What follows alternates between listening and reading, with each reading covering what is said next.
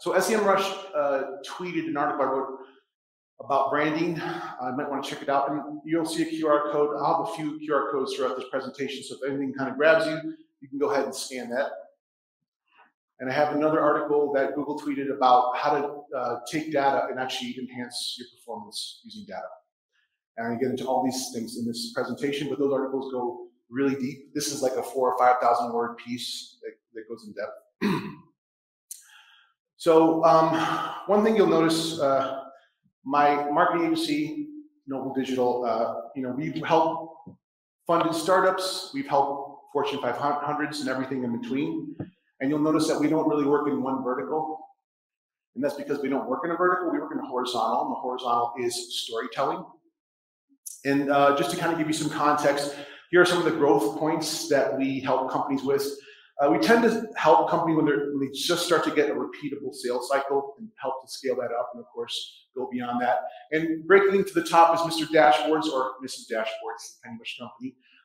That's kind of where you're milking a cash cow and you're printing money. And honestly, that kind of work is a little boring for us. We like to build stuff. Once you're there, it's like a different kind of agenda. So this is kind of like what we're really enjoying. So when we work with the Fortune 500, we're helping them with a new product launch that no one's asking for. So in a way, they're just like a startup inside the corporation. So it's very similar.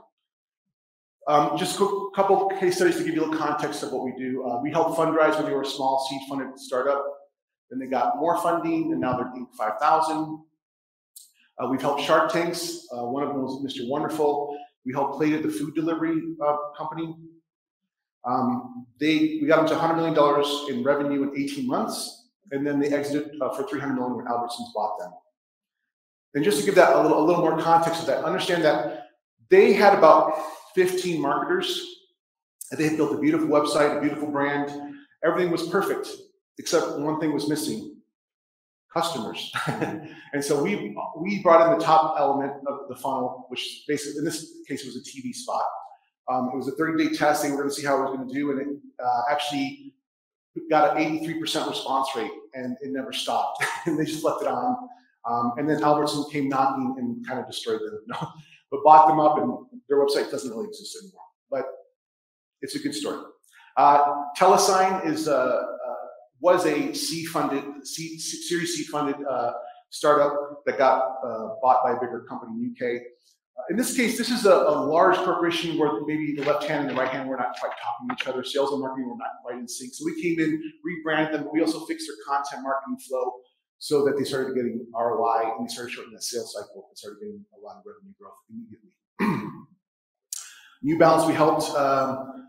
We looked at their data, and they were targeting a customer who you could say he was about a 50-year-old man, which have been buying their shoes since they were 10 years old. They don't stop, which is fine.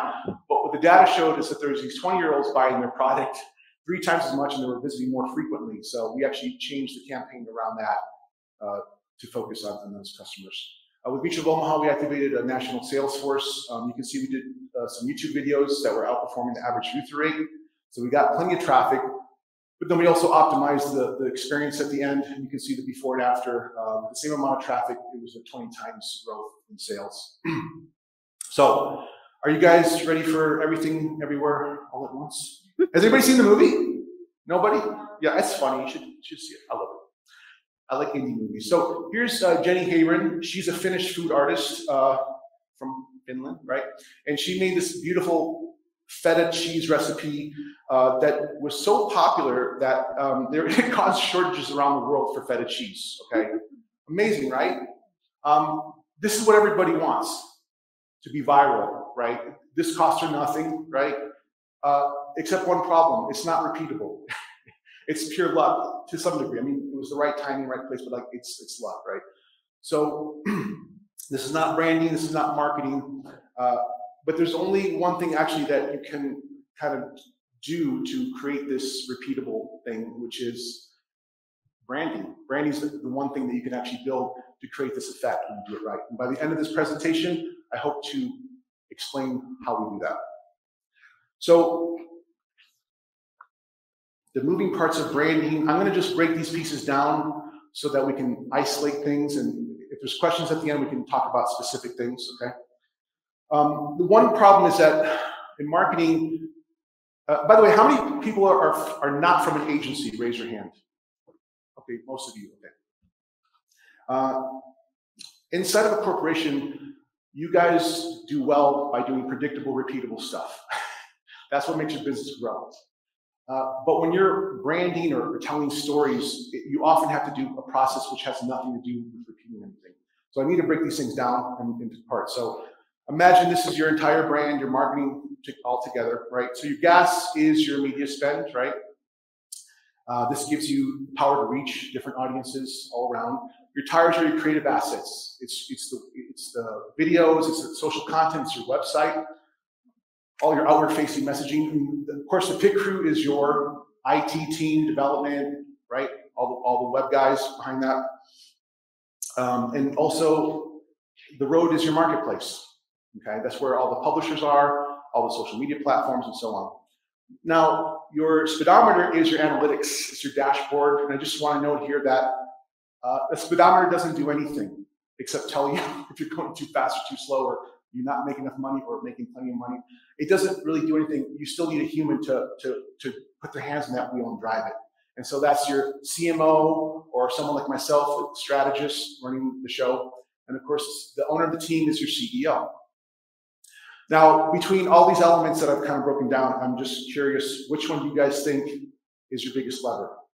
How many think it's the gas pump? Raise your hand.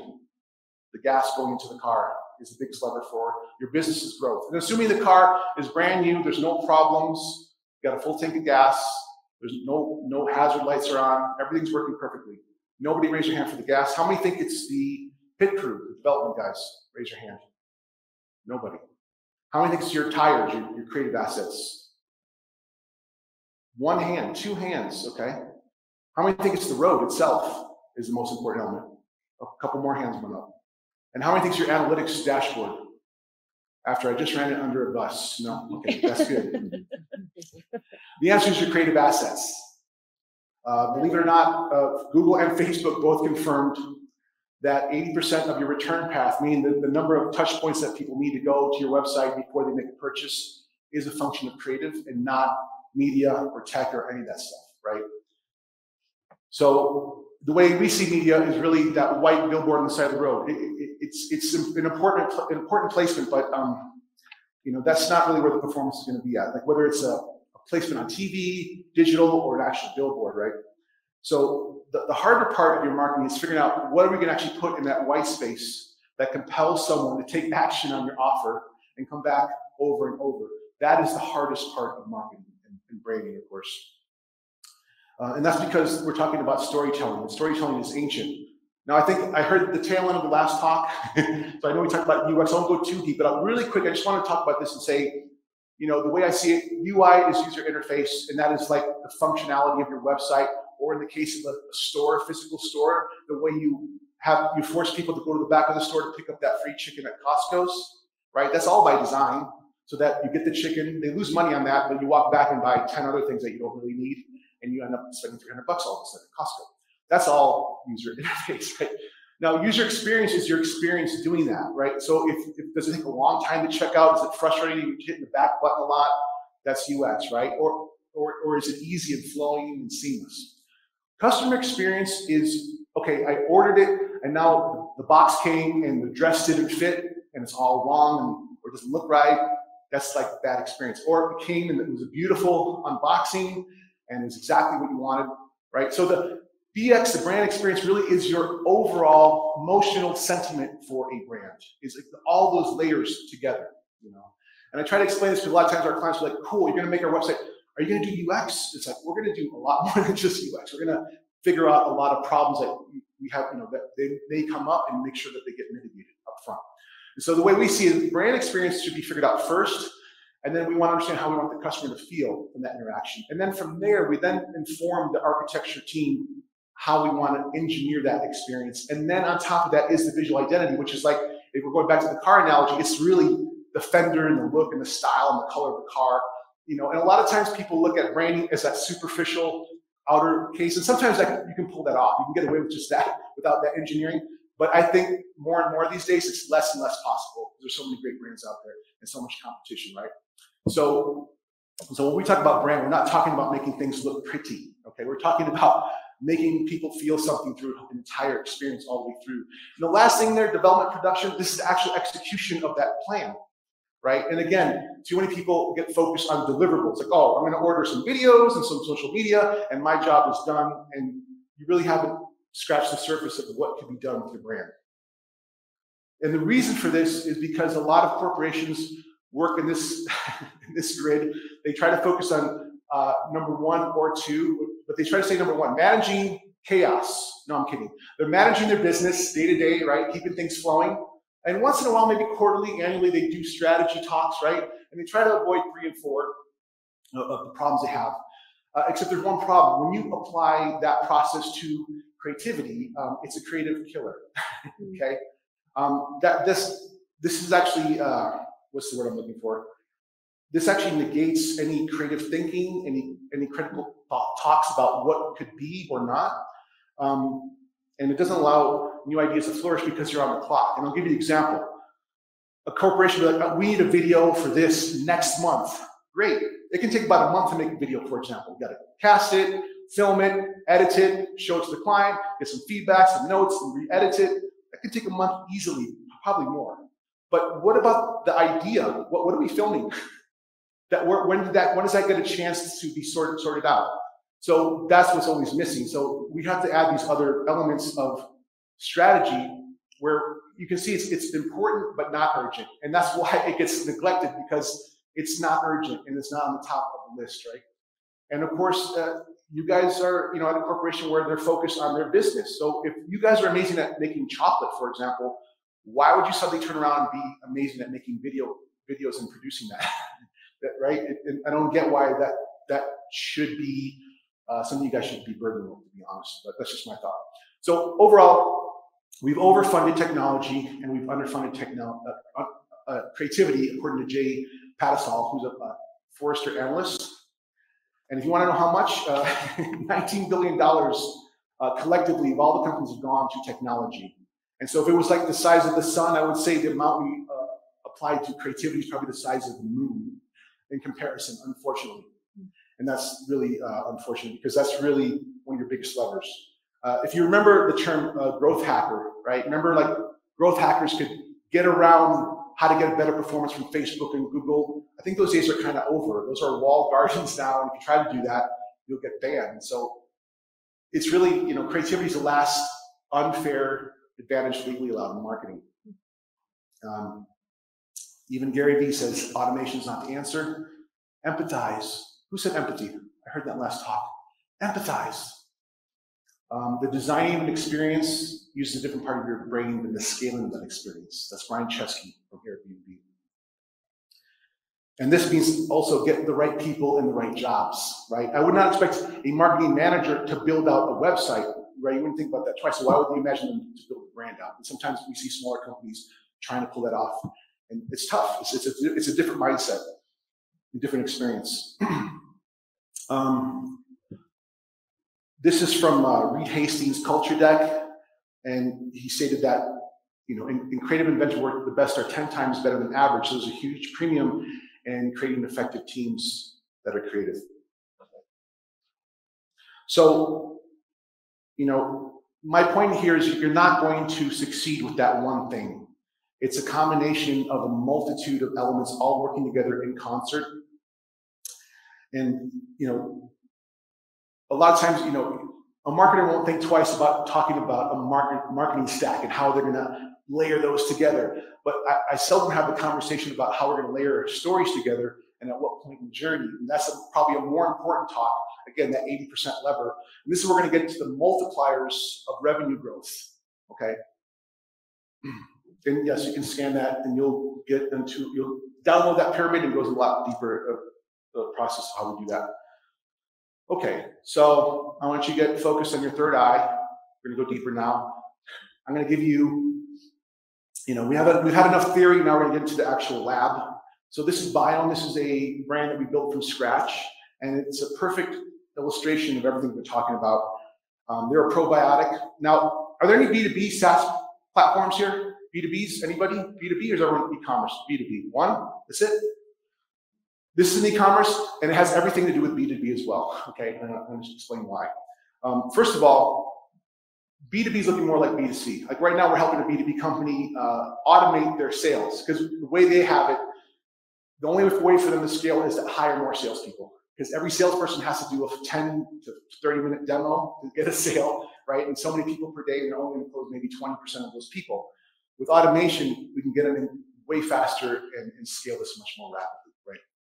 And I want to remind people that 6-7 years ago, Noble Digital was trying to sell videos to B2Bs, and they laughed at us. They laughed at us. They said, we don't need a video. B2Bs don't do videos. Come on. We're not going to be on a TV commercial.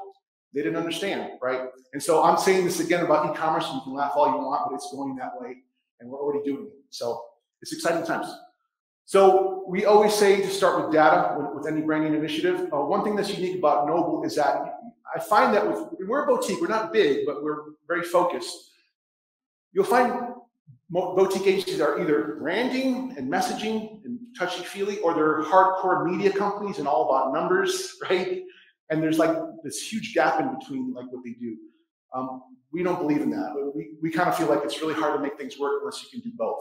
So we want to understand the analytics, the numbers, and the qualitative part. So we're talking about surveys. We're talking about looking at your Google Analytics and seeing where the trends are. We're looking for opportunities and also threats.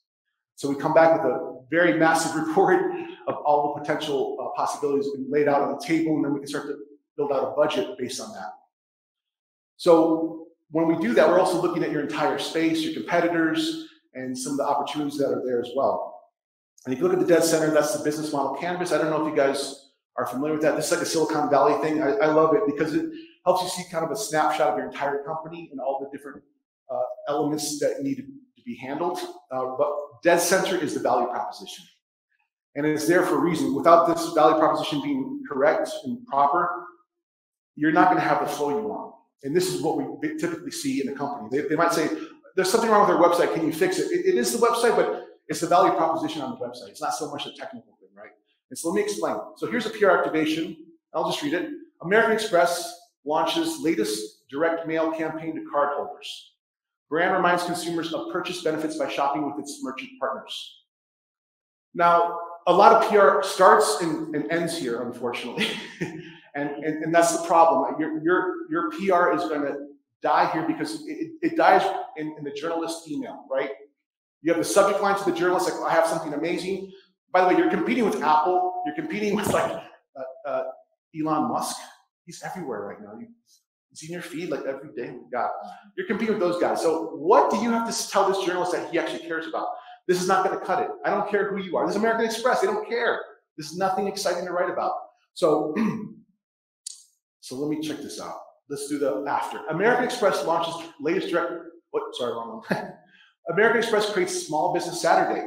Brand champions small local merchants who consumers overlook when shopping at big box stores on Black Friday and Cyber Monday. Okay, now if I'm a content creator and you give me, I know what's going on here. I have a story. I have a conflict, kind of a problem resolution. I even have kind of a David and Goliath theme going on. There's a lot of layers to work with and play with here. And now your content team is focused. And now you can be really sharp with everything you make. And I want to make an even deeper point, which is, if you remember chemistry, H2O is what? Water. If you add one atom of oxygen to H2O to make it H2O2, suddenly it's hydrogen peroxide. Completely different. So if you don't figure this out, I'm going to just go back one more time. It's 2 sentences, people. 2 sentences, that's it. But you have to figure out at this level, at the subatomic level, so that when you start to build stuff and scale it, it's still focused. If you don't do it then, trust me, when you're running media spend, it'll be more blatant that you didn't figure this out.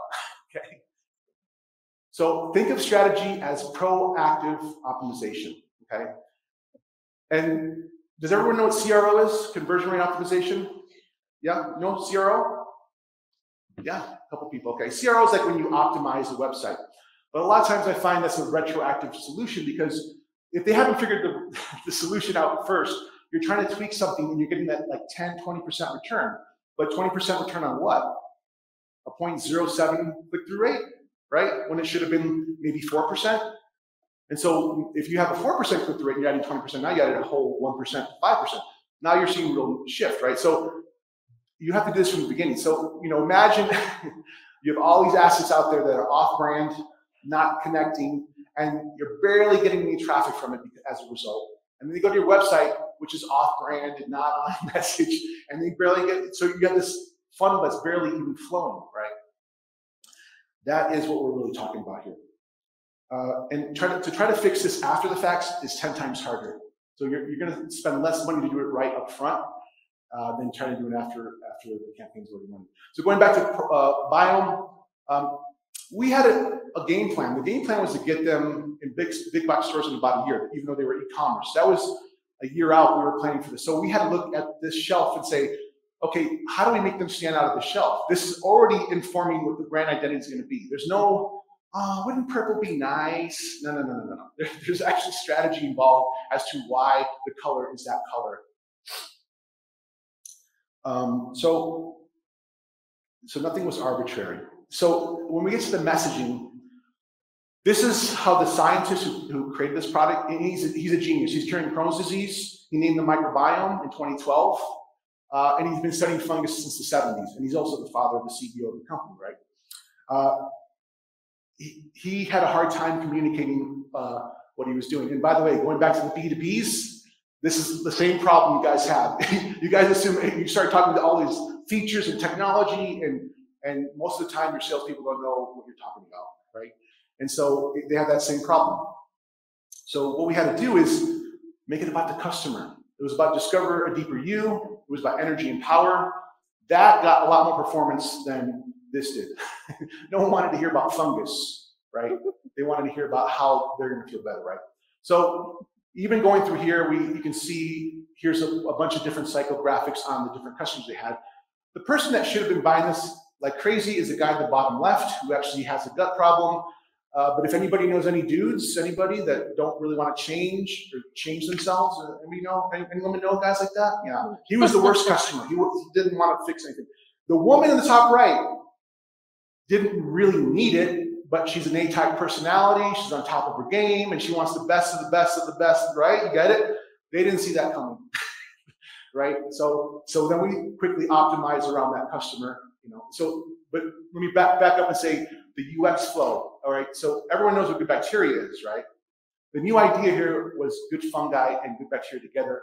Break down your digestive plaque, which is a marketing term we made up for something very scientific and nerdy that are going to lose everybody. So you break down your digestive plaque, so you flush out your microbiome, and you achieve homeostasis. Okay, that took weeks of talking to the scientists. You mean this? That's it. It wasn't easy. It wasn't obvious. And same with B2Bs. You guys are not obvious sometimes. But now we know what the content strategy should be. Now we're creating kind of piquing interest. We're working down the funnel. Good fungi is what you've been missing. Good bacteria is only half the story. And now we're piquing people's interest about this new product. This is top of the funnel. And so you might be thinking, wow, I'm really sharing a lot and really being open. That's really nice. Well, that's because I have a linchpin here, and my linchpin is execution. And I would say 8 times out of 10, execution is where a corporation is going to have a hard time. Like if I gave the plan exactly perfect, again, because of the reason I stated earlier, it can be hard to do what you're doing on your daily tasks and suddenly become a branding agency overnight. It can be hard, or a production company overnight. So having said that, again, when you hire the videographer, that's not what I'm talking about. I'm talking about you want a team of creatives that are all looking at your brand holistically and not being outsourced. So you need to look at it like a one focused team, because execution is the game. And also, quite often we talk to our clients when we first meet them, and they're working with anywhere from 2 to 5 agencies to SEO, and then there's paid media over here, and there's a branding. It's madness, and no one's talking to each other, and then you're left in the middle trying to coordinate that mess. I wouldn't want to be in your situation. We had 5 different teams internally, all working on Biome, we did the strategy, the website, create all the content. We had the video creation, and of course, we're doing all the tagging and trafficking and prepping everything for the media plan that we created. So this is really the way to go. So technically, we were producing what would a team of maybe $1.5 to $2.5 million of salary would do except we didn't charge them that much, not even close. You know why? Because we weren't sitting behind a desk for a year. we did it in a matter of weeks to months. We moved very quickly. This is what we do. So that helped bring some of the pressure off of Biome to not worry about that. And we continue to optimize the website for the optimum flow. And going back to B2B, I just want to say that Gong's sales data made it very clear that competitive deals are won early when the battleground is still fertile, and competitive deals are won with discovery techniques and not closing techniques. And discovery means top of funnel. Everybody's at the bottom of the funnel, all competing. If you can just go up the funnel a little bit and start to create more of a vision for your brand, and maybe someone who's not even thinking about using your product, or maybe his brand loyal to somebody else, you can weigh them off. It has to happen at the top of the funnel, not at the bottom. So even when we were using like a third-party tool, like this upsell tool, didn't look very nice out of the box. We were able to add our branding and make it presentable. So these things are very important. So really quickly, we created like a high-end top of the funnel video to introduce the brand. And of course, it also created a bunch of imagery as well from that video shoot that we could use for social media. We did a mid-funnel to bottom funnel video about the scientist himself and his research and how he got to the solution. And a lot of times, a lot of brands that are young will have this element most of the time, and that's it. And they're always missing that top funnel. And they'll bring us in sometimes to figure that out for them, so they can increase their customer acquisition. And so really quickly, here's some of the social posts that we created. Look better, feel better, look deeper, feel better. You'll notice there's no product shots of the product here at all. This is top of the funnel. We're piquing people's interest. We're getting them aware, and we're triggering them to take the next step.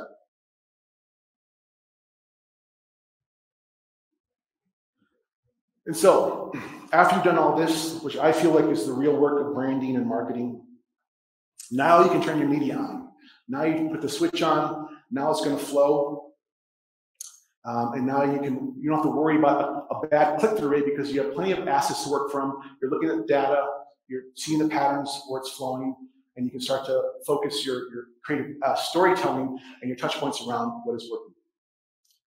And so Biome sold out of inventory 3 times in a row. In the opening months, we did a little too good. They could barely keep up with the demand we created for them. I'm going to just tell you, these guys, this is not a huge company. This is 5 people in an office. It was not a big company.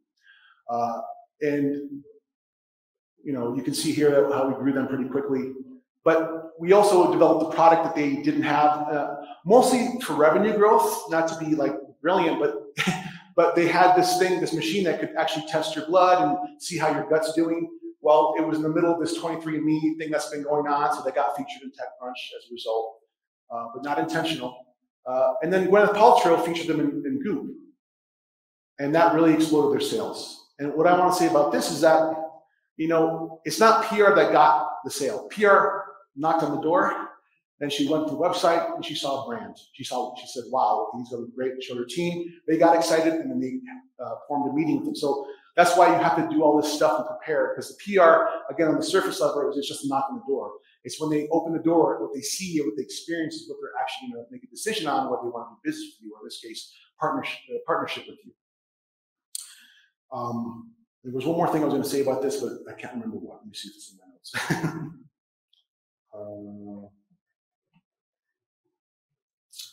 Well, I can't remember. But anyways, we work with influencers. And a quick note about influencers. Again, going back to that American Express example, right? First, the client thought they could handle this. He's like, I got a platform. I got $20. It's like, we can do this. Cool, do it. I really didn't care. And it flopped because they let them do whatever they want. It was a mess. It was madness. I said, no. You have to. We created a messaging, like workflow for them. Use the messaging we gave you. Give them a box to work with, and they can still be themselves. But give them that framework so that they're on brand. And suddenly it shifted and changed, and we started getting a better outcome from influencers as well. And of course, we're looking at all the data and seeing where all the opportunities are growing, and what's not working, and optimizing that. And so, all this stuff, when it's all said and done, it feels like magic. It's not magic, but it feels that way. And it's kind of like that beginning of the feta cheese example, except this is repeatable and it's predictable. It's a lot of work, but it can be done. It's just a matter of a decision of, to do it. So again, I would love for clients to give us number 5, the message platform, which is what I've been talking about, which is built from 1 through 4. But 99% of the time, they don't have this. We have to build that. We have to pull it from insights and figure out what the messages, look at your customers and figure out what story they want to hear. And that's really where the performance is at. And that's basically what we consider campaign strategy. So number 5, we end up with a campaign structure. And now we know exactly what content to make. We have a media plan, and then we know exactly where to place it. And that's the way it should go. But more often than not, we get knocks on the door. We got this much, we got $50,000 a month for media. Cool. What's your creative strategy?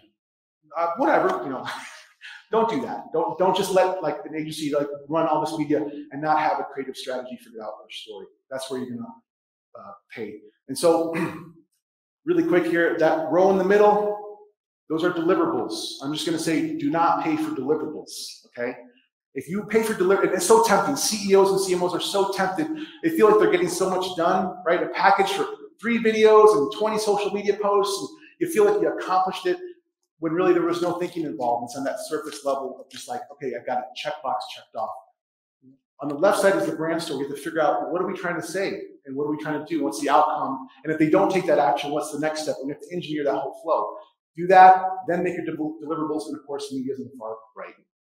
So final points, performance opportunities are dormant in your data, unlock them. Your brand messaging will inform your campaign content strategy, and your campaign strategy is key to performance. And if you scan that, you'll see, oh, the text got all messed up. If you scan that, you'll see the data matrix, which is our starting tool to start to unlock all those opportunities. Thank you very much. And if you guys have any questions, I don't know if we're doing Q&A or not. Yeah. Just because of time. We have one question. Does anyone want to ask just one question for Alan? This is so clear, there's no questions.